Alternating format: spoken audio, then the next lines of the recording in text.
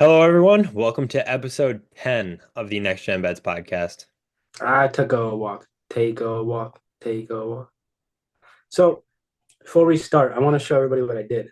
I got a purple ghost. I was gonna blur it because I was struggling to decide what flavor energy drink I should get this morning. So I like to match the teams that I support as they play. So whenever the Dolphins play, I get a Miami energy drink. There's a couple. The flavor's just called Miami for some reason. And I was thinking orange for Clemson, but they're playing Texas, who's also orange. So I went purple. Is anybody else as superstitious with energy drinks as I am? I can already see everybody shaking their head no right now, just kind of confused as to Dude, this. that's a thing. I think it's a thing.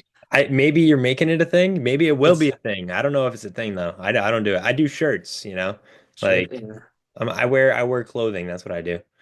Yeah. I've had a Dolphins energy drink, like either the Monster that's dolphin colored or there's a bucked up flavor called Miami for like 3 years now, every time they play. It's impressive. Thank you. It's not Very working well. well this year. No, it has not. It has not, but it Dude, is. but when I went to the Dolphins Bills playoff game 2 years ago in Buffalo, I took a Miami colored Monster, and then I had a pre-workout powder called Miami and mixed a Monster Energy drink with pre-workout. I had a great time, and the crash was crazy. I slept great. All right. Well, beside that little side tangent where we're hearing about college superstitions, which are impressive, we have the NFL bets for you today. We're a little late on these. We had some sleep to catch up on, I guess we'll call it. We had things Yeah, get in our way, we're humans. But we're finally here for them, and we're gonna make our bets. We have Saturday games. This is Saturday. We are doing a same day delivery for y'all, and then we're gonna do our Sunday games too, both today. Uh, and then the college football playoff is actively going on while we're recording this, so that's something that is happening. Shout out to Notre Dame from yesterday. no, I needed You one guys more should know point. that you guys should know that I'm pretty happy about that. I needed Um, one more point. yeah, we did it. We did. We'll get into that next episode. We're not gonna spoil that rant right Yeah, now, right? yeah, Um, But yeah, we'll hop right into it. Starting with the Saturday games, we got two games today. One is Houston, Kansas City playing in Kansas City. One is Pittsburgh playing in Baltimore. We have bets for both of those games, so we'll hop right into the first one, which is going to be Houston and Kansas City. So we just took straight up. We took Houston money line in Kansas City, which we got at plus 162. So we put 0.61 units on it to win a singular unit. Um, all of I'll let Kyle explain why. yeah. It's a nice plus money for Houston money line. Kansas City's been close a lot of these past couple games, and they've just been winning. I think everybody's kind of caught up to that. They got to lose at some point. They have a decent little cushion over Buffalo for that one seed, so it's not like a super big thing for them if they lose. And also, Mahomes is banged up. Um, he's not going to be as effective, I don't think. And their offense just has been bad overall. So if Mahomes is hurt and their offense hasn't been as effective as we're used to it, I think this is a great spot for Houston to come in and beat Kansas City and prove that they're legit. Because I think Houston cares more about making a statement than Kansas City does. Agreed. I definitely agree. And I also just think like we look at the stats and like if you compare Kansas City this season to other teams in the past, like Kansas City matches up with teams that have like historically terrible seasons. Not historically terrible seasons, but just like bad seasons, like 4-win seasons, and yet Kansas City's 12-1 or 13-1, whatever they are right now. So but hey, I'm not knocking them. They win their games. That literally is all that matters in the NFL is you win your games. But it's just like every single game's close. They rely on, well, they don't rely on things, but things like blocked field goals, missed field goals, double doinks, like all of Yeah, these things, they give them their wins. they should have lost each of the last two home games. So I think we're kind of going with the third time's the charm here. Yeah. Um, and I thought the spread would be uh, closer, really. Kansas City's still what I think it's a 3 point favorite. Yeah, Kansas City's Yeah, still three. 3.5 point favorites. So, like I thought it'd be closer to a pick 'em, especially with the Mahomes injury. So, because it was Denver had the field goal blocked, and then Vegas had that snap fiasco. I think those are Kansas City's last two home games, and they were at Buffalo, which they lost, and then they just won at Cleveland. So, this is their most recent home game after those two sketchy wins. And then we'll go right into our second bet from this game. We're taking Mahomes under 238 and a half passing yards. He's averaging 239.1 on the season. So it's right there. He's just got to be not as good as over. There's two kind of theories I have on this. I think it's mainly because he's injured, but the reason I didn't love this bet to make it one of our props of the week or our lock of the week is if they do lose, that does sometimes um, mean he's going to have to pass more. But their defense is very good, and so is Houston's. And I think Houston, I just saw them do it against Miami. They get to the quarterback really well, and Mahomes' ankle, he'll be limited mobility. And with Pacheco back, I think that'll mean more emphasis on the run game because Mahomes is hurt, and you have Pacheco back for Kansas City, so less passing yards for Mahomes. So we just need a Houston win and Mahomes to be under 238 yards. Yeah, I think they're gonna take it as easy as they can on Mahomes, especially as you get closer to the playoffs. You want him to be as healthy as possible going into the playoffs. So I think they're gonna put it on Pacheco and Kareem Hunt as much as they possibly can. Um, make the throws simple if they have to, like on third down potentially. But I think they're gonna try to make it so that he's not in a situation where he's gonna get banged up having to do everything. Unless, like Kyle said, unless they're losing, that's the one time that we're gonna probably see him sling it. Um, losing by a lot too, not even, and if they get in a shootout at the end potentially, but hopefully by then he's already low enough that it won't matter. Yeah, and they play Pittsburgh on Wednesday. Actually, all of the teams that play Saturday play again on Wednesday. Um, so I think they're going to care more about that Wednesday game being against Pittsburgh than this Houston game. Yeah, for sure. I agree. Now, speaking of Pittsburgh, we're going to move on into the Pittsburgh and Baltimore game. That's the next game. That's also on Saturday. Um, and we are taking Pittsburgh +7 in that game. We have that at -110. We put 1.1 units on it to win a singular unit. And this is actually our official lock of the week, just so everybody knows. So Pittsburgh +7 is the lock of the week for us. Yeah, this one, I'm really excited about this one. We talked a lot about making it the lock of the week. And the reason being, Lamar Jackson is 2-5 in his career against Pittsburgh. And honestly, I think this is one of the better Pittsburgh teams that Lamar's faced, really. Like back to the Ben Roethlisberger teams when Lamar's young, and then with the Kenny Pickett Pittsburgh team. So I think this Russell Wilson team is better than all those. So Lamar's 2-5 against Pittsburgh, and then the spread for today is a 7. Baltimore's favored by 7. So if that was the spread for all those 7 games he's played, he'd be 1-6 covering that spread against the Steelers. So very confident in this one. And I think Pittsburgh needs it after kind of a bad showing last week, and then they got Kansas City next week. So they're trying to keep their seeding alive. So or not that they're going to miss the playoffs, but for the division and for having a higher seed to get a bye, that type of thing. This is matters more to it matters to Baltimore too, but just to keep it close because they laid an egg last week when we had their spread as well. Yeah, in games like this, it still matters a ton. Like you guys will see, but like we're very focused on the teams that are not focused on them, but we're looking at the teams that are fighting to get into the playoffs right now, that are really fighting for that need to win. Those games matter just that much more for them, but it also matters for these teams like Pittsburgh and Baltimore that are high up in the division. Like they've made the playoffs, they don't have to worry about it, but they're still fighting for seeding. They're fighting to get the highest seed they possibly can. So these games still matter for them. It's not like they're just coasting through the rest of the season. You know what I mean? So we're hoping that Pittsburgh comes to play. We took Pittsburgh last week too, didn't we?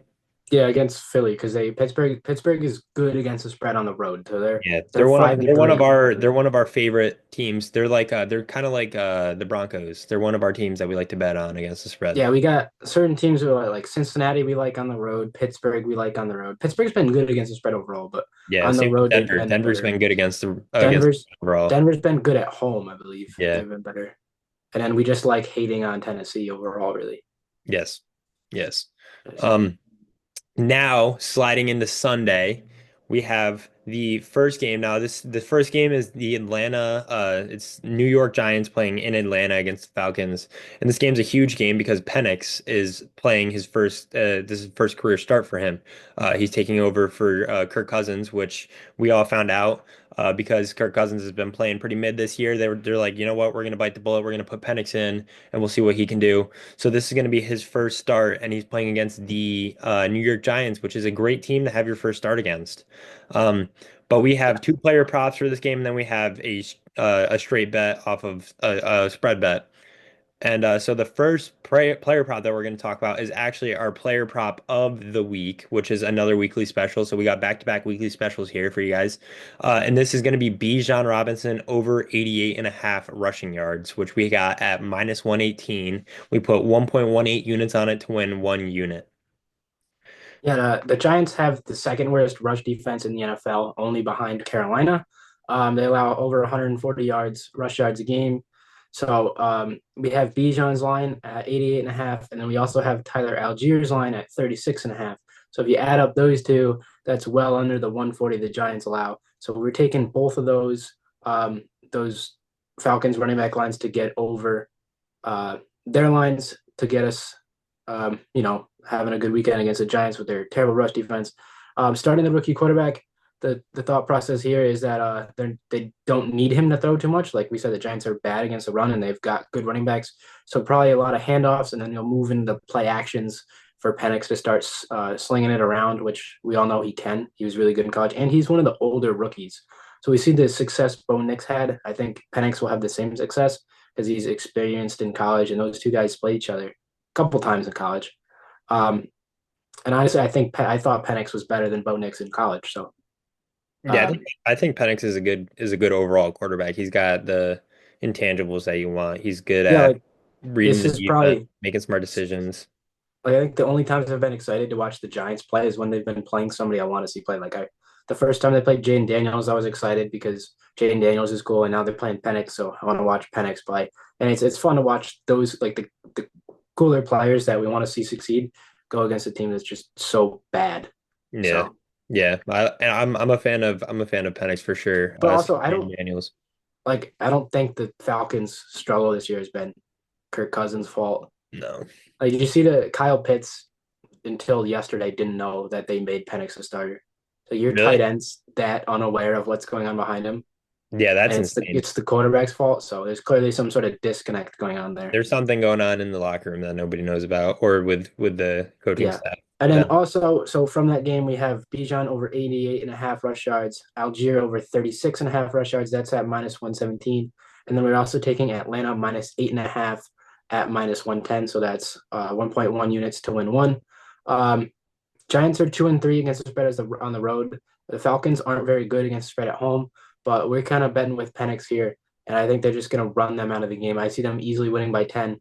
I think this will be probably a 14-point victory. We saw the Giants completely show no effort really to stop the Ravens last weekend. And that was what a 16-point spread they covered, pretty yeah. much no sweat. So Yeah, it wasn't even a sweat on the spread either. yeah, just kind of fading the Giants here. Yeah, the Especially Giants. Atlanta can run the ball real well. Yeah, exactly. And so that's kind of what we're banking on. We believe that Penix can throw the ball, but we're really banking on just the Yeah, fact that Atlanta gets to they're win a not game. going to need him to. I Yeah, think that's the exactly. biggest thing. That's what I'm saying. We're banking on the fact that the Giants are gonna let Atlanta run all over them, and Atlanta has two good running backs that they can just rotate. And so I can totally see Bijan and Algeria have a good day. Yeah, well, hopefully they both if we go 3-0 for this game, I'd be very very happy. And Yeah, they all work together. So yeah, because they do Bijan's going to go. get his carries, Algiers going to get his carries. They're going to give these guys breaks. Like I could see them having a 10 play all rush drive. Mhm. Like that is definitely not off the table in this game. And it's Bijan could cover that line in one rush, like we saw Jeremiah Love yesterday, 98-yard touchdown. Bijan has the ability to do that. So Yeah. Yep. Moving on to our next game that we're betting on. This is the final 1 o'clock game. Well, it's at least in our list of 1 o'clock games.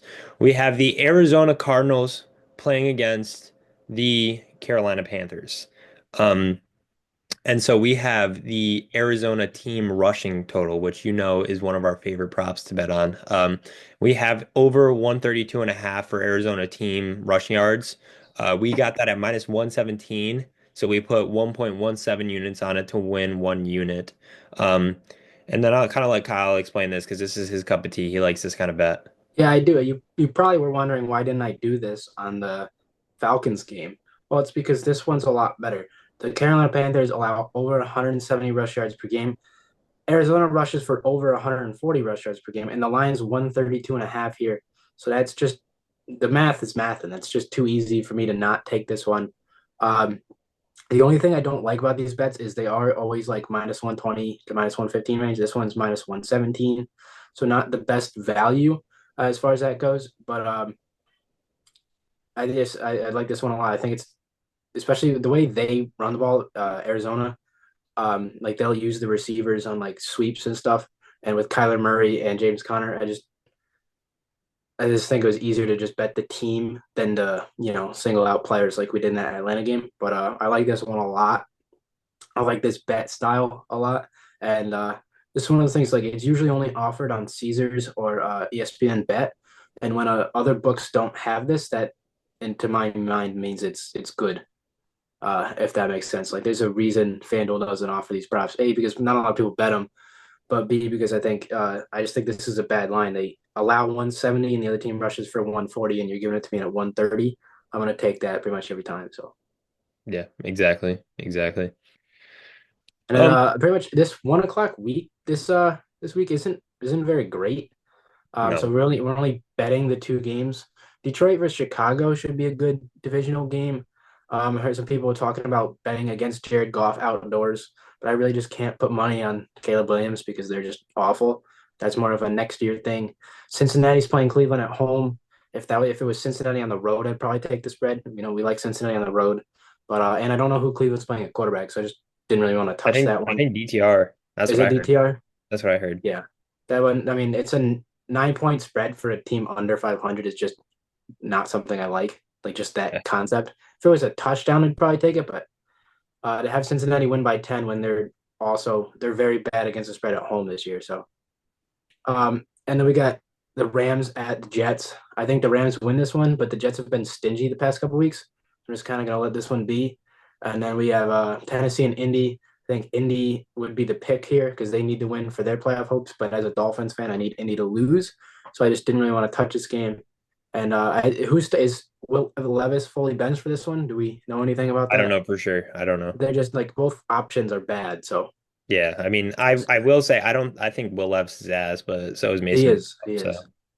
it's kind So of like you guys got to figure it yeah, out. pick your You guys garbage would here. have you probably should And then have we gotten rid of got Malik Willis. yeah, and then Philly Washington's that's the best game of the week. I didn't really want to bet on this one, but I kind of like Washington to cover.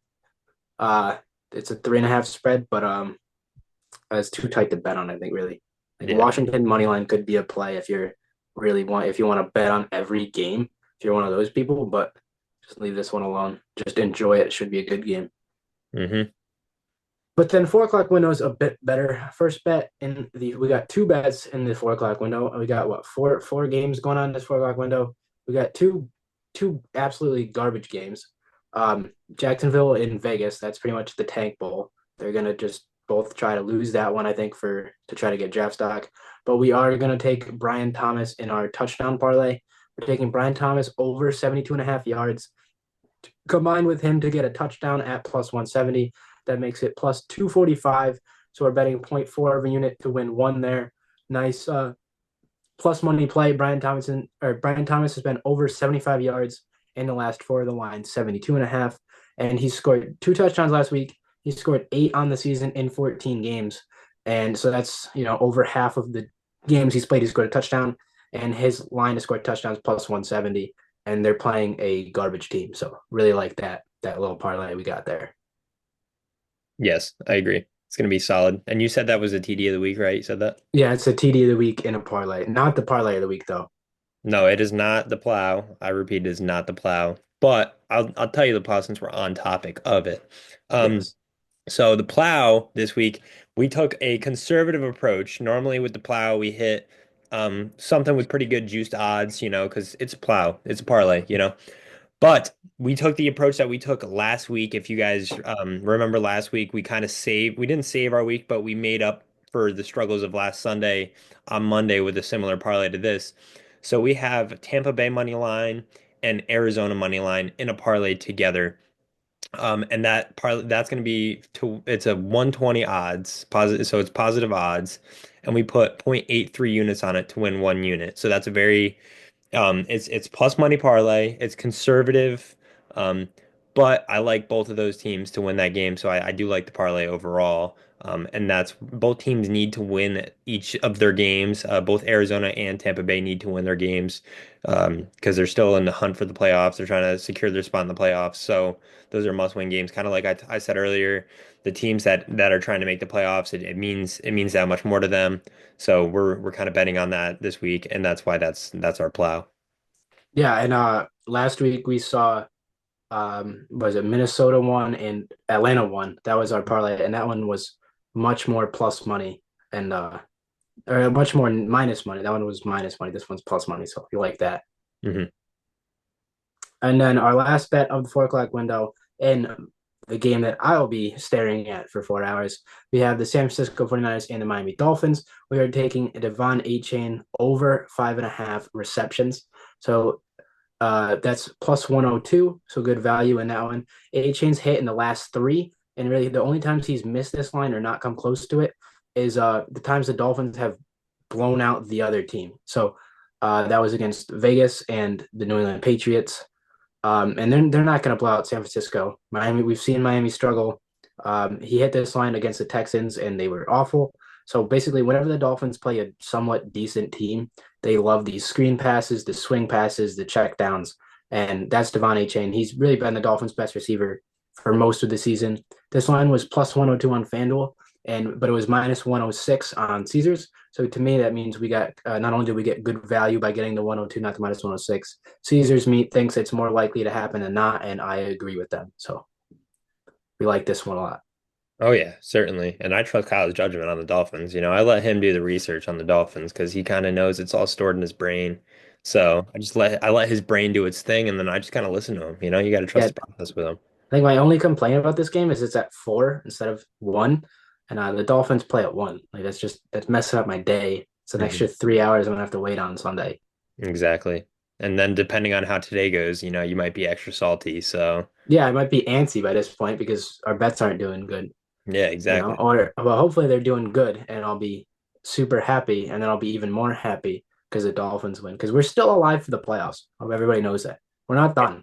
Yeah, and Kyle could, without looking at anything, recite the entire everything that they need to happen. Ready? The Dolphins need to win out.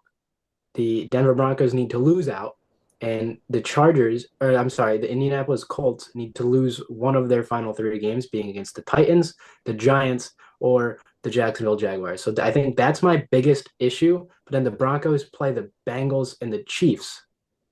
So, and the Bengals are still alive too. But if the Dolphins win out, um, Bengals, or I'm sorry, the Broncos lose to Cincy and KC, and then Indy loses one of their last three. I'm the 7 seed, and I'll be very happy. Wow, so there's potential like either Yeah, I every was single week rooting now for there's chances they're yeah, eliminated, but I was rooting for Denver. Yeah, we're out with a loss. yeah. I was rooting for Denver to beat the Chargers because I thought that would have made my path to playoffs easier because the Denver had a better record than the Chargers. But the Chargers have two cupcakes to end the season, where Denver actually has real games coming up. So I think it's more Wait, so likely Denver. do you need Denver to lose out and Yes, Indiana to lose one? yeah, because Indy So has if the Denver wins, tiebreaker over Denver wins. Miami. Oh, no, wait, because Denver already played. So if Denver wins next week, Denver has to lose two in a row. Indy has has to to lose lose one two. of three. All right. Indy losing is possible. Yeah, because I think it would have been either if Denver beat the Chargers, I would have needed the Chargers to lose one of two. But the two they have are, I think it's more likely that Denver loses two in a row based on who they play than it is for the Chargers to lose one of two to, I think it's like Vegas and maybe Jacksonville, somebody else that's awful. Oh yeah, no, they're chilling. So yeah, because Harbaugh is so conservative, they won't like Denver. I think will do something stupid to lose a game. The Chargers will not. Yeah, So potentially. Yeah. And if the Broncos lose out, they're eliminated. You take their place. well, if Indy wins, Indy would take it. If Indy doesn't lose out or Oh doesn't yeah. lose one, but if I well, I think your mean, odds of Indy Denver's losing one are pretty good. yeah, but the hard part I think is me winning out because we suck. Yeah, potentially. I'm hosting San Fran. That's the hard one, and then I have at Cleveland, which should be easy, and then at the Jets to end it. Which I mean, the Jets have been playing better, but I mean, uh, San Fran's not as good as good as I thought they were going to be. At least they've had an issue this year. They've had injuries. So yeah. and Yeah, I don't just know. overall haven't been great. There's this small chance, but this is we were kind of talking about this earlier. I think when your team's like in a spot like this, I think it's almost more fun than when they're like 10-1 or something like that. Yeah, and just You guys, guaranteed you to guys make let it. us know because like I'm a Yankee fan, Dolphin fan, and Clemson fan. Like even this Clemson season has been more exciting to me than when they're like 12-0 and locked into the playoff. Like Yeah, with the like I every disagree. week mattered. You know what I mean? Like I'm staring at like 7 games to try to see who's losing so Clemson can jump them. Or like with the Dolphins now, I have to watch like 4 games because I need you to lose and you to lose. Like I need Denver to lose, I need Cincy to lose, I need Indy to lose. So I mean, yeah, I guess I it could makes agree. it more fun. Or like when the Yankees are like really good, like obviously the playoffs are fun if your team's good in the playoffs. But like when the regular season, when the races are close, like this year we were watching the Yankees and Baltimore because we needed Baltimore to lose to clinch the division, like that type of stuff. Versus when you're like, or like the one year the Dolphins won it, or I mean the Yankees clinched on the last day of the season. Like those are the fun years, not the oh we set the win record. But I mean like that's great. But as far as watching day to day, it's more fun when you're in a race. Hmm. Yeah, So I could agree with that. I could agree with that. As long as you make the playoffs still. yeah, And yeah, then, you want to make the playoffs, but yeah, if you don't, and then it kind of you got to sucks. be locked in the whole season versus like week 16 and 17 we get to bench all our starters because we're locked into the 3 seed of the playoffs, that type of thing. See, I feel like Or it's like like the that every season with me as a Notre Dame fan, so I feel like I'm yeah, sick of it. Because like like the every season, it's every game matters. You're like, fuck, dude. Especially, well, yeah, now it's not as bad, but before the 12 team playoff, you like pretty much had to go undefeated, otherwise you were done. yes, Which is yeah. why I was so frustrated after the NIU loss, which I still am frustrated about the NIU loss. But But then you like, had to like every game after that point is now more interesting, I feel. yeah, but at the same time, the way I look at it is like now the season's tainted. Yeah, Like, but like you can't slip up after that, so it's like I oh feel yeah, like you yeah, had to yeah, you can't, you lock can't. in. Well, you can now, but like if it was like you guys probably still would have got in if it was 14 with the one loss Uh, because it was early. Because you were ranked what? You were ranked fifth overall, were you not? yeah. Like you would have been ahead of Texas because they have 2 losses. The Ohio State loss to Michigan would have put you ahead of them. But they And then value conference teams well, I think it'd be with different if it was losses the higher, four. If it which was is if it was the four, it'd have been different. yeah. Like they seeded it because like you would have been ahead of Penn State. You're ahead of Boise and Arizona State because they're just there because of Yeah, their true. buys. It's just top So four teams, yeah. you'd have been 3 or 4. You would have been Oregon, Georgia, U, and then probably either Texas or Ohio State. But OSU. Yeah, they love them. So Yeah. But you wanted to talk um cutting people, yeah? yeah, so it's rumored that the Falcons are going to cut Kirk Cousins by March 17th because that's the deadline. They'll save 10 million if they do so. And we kind of want to talk with Kirk Cousins and Daniel Jones. These guys got massive both 4-year contracts. I don't know the exact money, but it was well over 100 million. I think Daniel Jones was like 140 and Yeah, Cousins so was high. 180, I want to say. Yep. So a lot of money. So a huge cap hit. And these guys got benched midway through the season. They're now getting cut. So I don't understand it. You signed a 4-year contract and we're done year one. Or Daniel Jones might have been year two because year one was an injury. But like just like the Giants aren't better because they cut Daniel Jones. They just wanted him to go. Like, why don't we just leave him as the starter? And like, all right, we're losing, but that's because the rest of the team sucks. So you can still get rid of him in the offseason and add Cam Ward or whoever they draft, Shador, or you could draft one of the younger quarterbacks in the draft class. So maybe you get Milrow and you bench him for a year. You use your pick, like the first overall pick you have it like whether it's like top five somewhere on a lineman, and then you trade back into the first or with your second you draft a younger quarterback to develop, and you use Daniel Jones to play and bring him in, kind of like what Atlanta was gonna do with Kirk Cousins and Penix, but now we're just immediately jumping to Penix when they said publicly this is Kirk's year. We'll worry about that later. Like you signed him for 4 years, and then you draft. Not only did they draft a rookie, they drafted probably the oldest rookie I want to say is either Penix or Bo Nix, like we were saying earlier. So, like, you're just wasting Penix's prime as a backup. Like, why don't we, like, if you're going to do that, like, I love that concept. Like, that's what the Dolphins did with Tua, although they kind of screwed it up because they were alternating between Tua and Fitzpatrick, but that was because Flores didn't know how to develop a quarterback. But the Chiefs executed it perfectly with the Mahomes and Alex Smith. People forget that. The Mahomes sat for a full year. And then Jordan Love, same thing with him. He sat for 3 full years Yeah. and was a great backup for when they need when Rodgers got hurt.